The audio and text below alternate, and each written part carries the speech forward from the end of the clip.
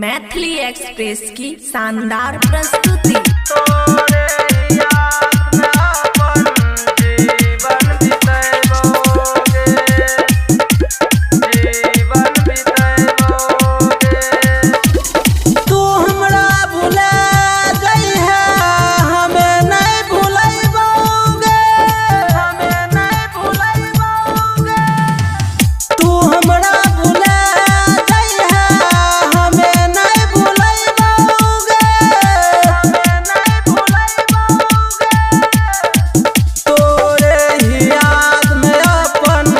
जीवन बितैबोगे तोरे ही याद में अपन जीवन बितैबोगे तोरे ही याद में अपन जीवन बितैबोगे।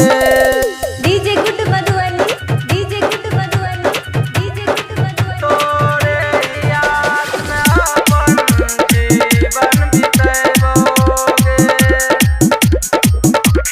बेर मिल रहा हमरा घरन मेला में ते भेटो मुलाकातो ने बातो न कैलागे।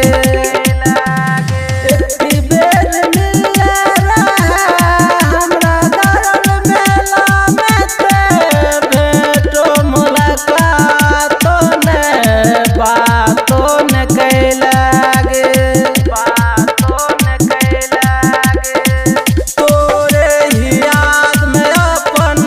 जीवन बितैबोगे तोरे ही याद में अपन जीवन बितैबोगे तोरे ही याद में अपन जीवन बितै